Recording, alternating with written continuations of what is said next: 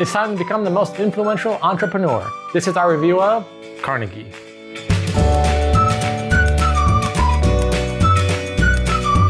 Carnegie is a worker placement connections game all about building a business and becoming a philanthropist.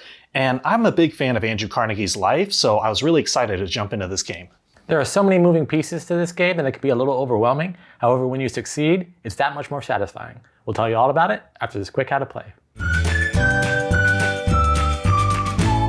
Carnegie is played over 20 rounds, with one player choosing the department for that round and all players taking actions for that department. There are 4 departments in the game, which signify the types of actions you can take during the chosen round. They are human resources, management, construction, and research and development.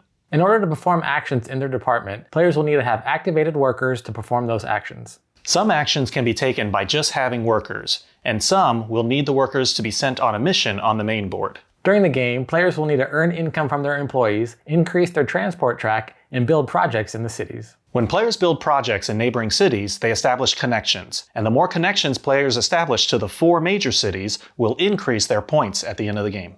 Players will also be able to donate to certain causes throughout the game, which will give them points at the end of the game. After 20 rounds, the game ends, and the players add up their points from connections, donations, and several other areas. The player with the most points wins. Before you go off building your empire, go ahead and hit that subscribe button. All your likes and subscribes really help us build our channel, so thank you. I had seen this game posted a lot on social media last year, and there was a lot of talk about it because everyone was raving about how good it is, so I was excited to get this to the table. And I think it kind of lived up to that hype, at least for me anyway. While you're playing, there's so much going on that at first it can feel overwhelming, but once you get the hang of things, you realize, okay, there's only so much I can do each round depending on which department we're in. So you focus on that one round. Which department are you in, and what are you doing? You can think a few steps ahead to think, okay, maybe I should do this to line myself up for next round or some other possible departments that may be played. But for the most part, it's kind of tunnel vision. You just here, and then you get to the end of the game. I think I noticed Carnegie around the time that we went to Gen Con last year because we were looking at a list, trying to see what games we wanted to take a look at. This was definitely on it, but much like some of the other games that I had on my list, when we got there was just so much going on that I completely forgot about it until Henry was like, hey, I got this. Should we play? I was like, yes, let's play. I completely forgot. I definitely want to play this. And it didn't disappoint. With each department, you're going to be taking different actions. And you can only take those actions if you have activated workers in that department at the time. And each department is different. One action lets you move your workers around so that you can kind of plan to have your workers when you need them. One lets you do research, which can let you increase your possibility of buildings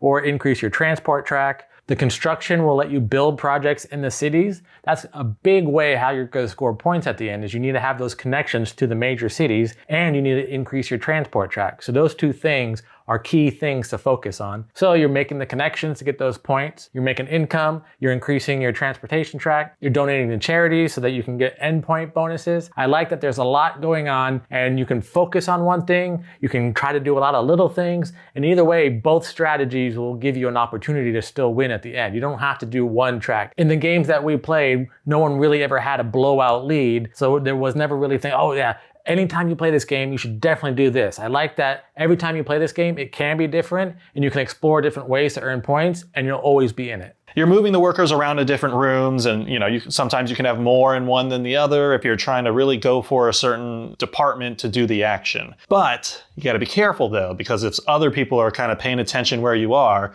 they can completely choose something else so that you'll have to wait until your turn or until someone else, I don't know, it can really waste a turn, I guess is all I'm trying to say.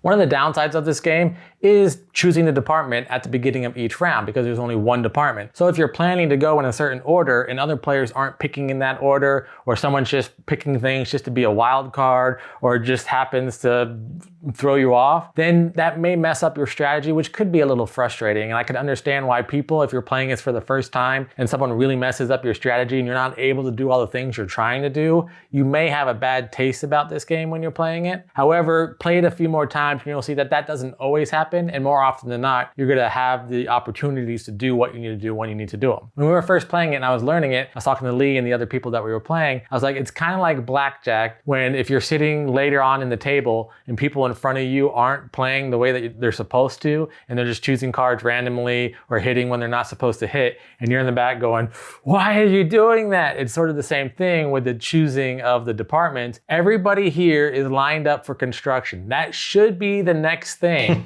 And then you get a player who's also lined up for construction.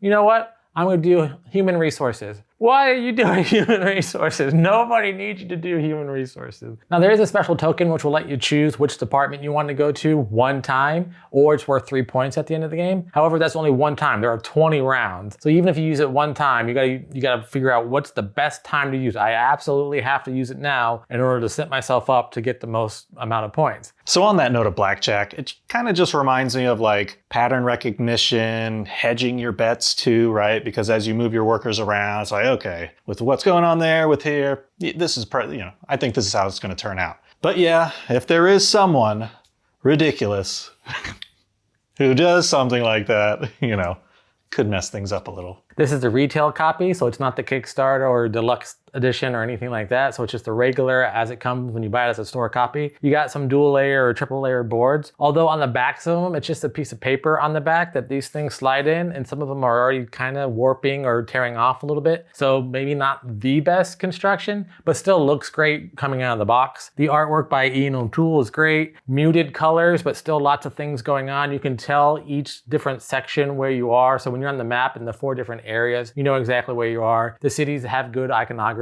So there's a lot about this game. It looks beautiful. I'm not sure if the boards are better in the deluxe one or not, as if they're not just a piece of paper on the back end or not. So I can't say that it would be better to get the deluxe. However, I do know that the retail version is nice, but it is a little coming apart. Overall, I really enjoyed the game. I would like to play it a couple more times just to really solidify everything that I went through, because like Kenny said at the top, there's a lot. So I'm probably gonna give this game a 7.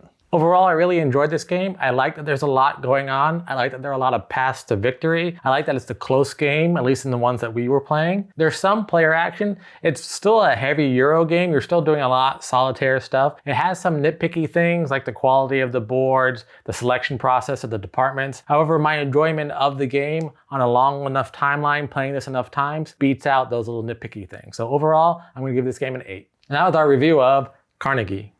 What'd you think? If you were a philanthropist, what charities would you donate to? Let us know in the comments below. And if you're enjoying our content, please like this video and subscribe to our channel. Until next time, I'm Lee. And I'm Kenny. And go party like a board gamer.